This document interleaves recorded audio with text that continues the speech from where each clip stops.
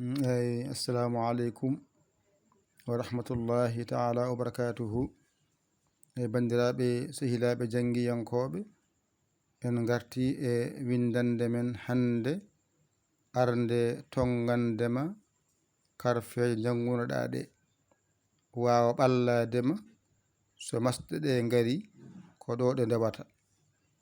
ɗum noon an jangannoɗo o mbawa siftordeɗe hade masɗe ma garoyde, so garoyi tawa dañiɗo ɗe pawi. Ay ɗo ko alif bajorɗo del mawɗo, ay ha mawɗo e kañum e ta saqqiri ko gotum.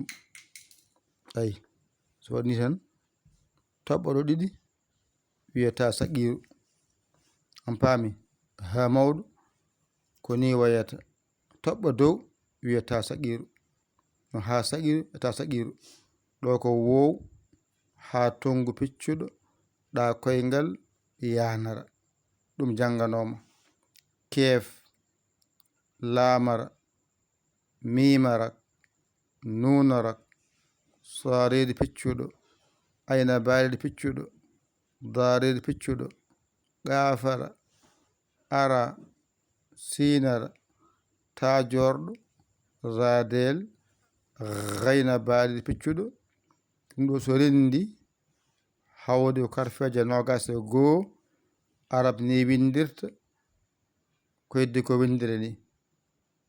Wadde a faami ɗeɗo alkule fof so ndendi aɗe mofti e nder fatiha.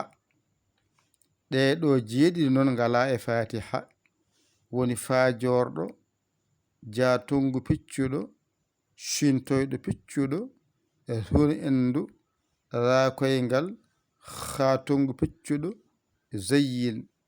ɗeɗo e ɗe so ndendi hawrata ko karfeje nogas e jeetati jangeteɗe e alkule arab ya qur'ana. ɗe so ɗiggi kala ko winda a jangani andu ko ɗeɗo ma ngoni ɗiggani. A hollanoma noon so adima no wayata, a hollanoma hakkunde no wayata, a hollanoma sara no wayata, a hollanoma so serilima no wayata. ɗum ɗo ko aɗa siftindema tan ko jangunoɗa ko, masɗe garoje ɗe ko ɗo ɗe natata nde wawa jangade. ɗum noon wadde a faami alif bajorɗo del mawɗo e ta saqiru, wow ha tongu piccuɗo ɗa koyngal yanara, kef lamara, mimarak, nunarak, sarede piccuɗo, ayna balide piccuɗo, darede piccuɗo, gafara, ara, sinara, tajorɗo, radel, gayna balide piccuɗo. ɗeɗo karfeje nogas e goo aɗe mofti e nder fatiha. ɗeɗo jeeɗiɗi noon ngala e fatiha, woni fajorɗo, jatungu piccuɗo, shintoyɗo piccuɗo, e huni endu, rakoyngal, khatungu piccuɗo, zayyin. so fof rendi rokkuma nogas e jeetati har feere. ɗum woni ko jangete e abajada. ɗum tan ɗigginta mbawa hankadi a yalti e majjere wawde windude, a yalti e majjere wawde jangude. ɗum ɗo jangata mbawa ɗum.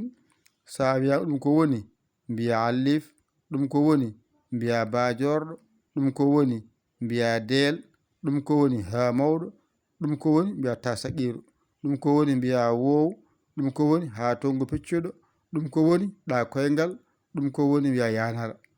ɗone ɗum ko woni mbiya kef, ɗum ko woni mbiya lamara, ɗum ko woni mbiya mimarak, ɗum ko woni mbiya nunarak, ɗum ko woni mbiya sarede piccuɗo, ɗum ko woni mbiya ayna balide piccuɗo, ɗum ko woni mbiya darede piccuɗo, ɗum ko woni mbiya kafara, ɗum ko woni mbiya ara, ɗum ko woni mbiya sinara, ɗum ko woni mbiya tajorɗo, ɗum ko woni mbiya radel, ɗum ko woni mbiya gayna balide piccuɗo. ɗeɗo karfeje nogas e goo aɗe mofti e fatiha. Fajorɗo, jaatungu piccuɗo cintoyɗo piccuɗo run endu raakoyngal hatungu piccuɗo zayyin ɗeɗo ngala e fatiha ɗum ɗo tan jangata mbawa certa e ndeɗo majjere yo Allah wallu kadi yo Allah newnu yo Allah wallu yo Allah newnu ƴeew camorɗo mo ɗakkoɗa sara makko walluma jiya lawol aɗa ñanama walluma noddu en e 00221 77 906 14 81 kadi sa yi kadi to WhatsApp men to sa yi to YouTube oɗo YouTube jahata binda toon dental ni ay dental mbaɗa ni dental mbaɗa diine poɗa ɗo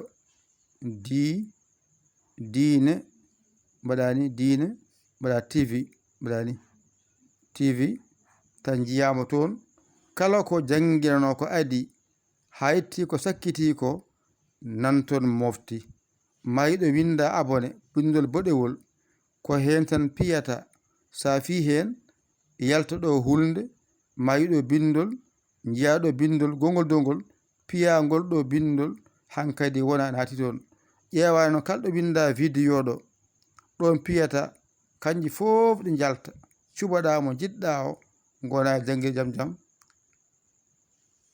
on saaha noon hankadi wona ɗum ɗo fof nanto moftadi ma ala ko bindumi ko janginnomi ko ala toon wojano noon ko ha foftima an jangowo so portable ma boni a dañi gongal jaha toon tan tawa ɗum toon kadi jangga mbawa yo Allah wallu yo Allah nawnu yo Allah ren ko musidɗo moon guiɗo moon alamudo moon dara e bawal Yaya Ly Kola Sénégal alhamdulillahi rabbil alamina on jarama wassalam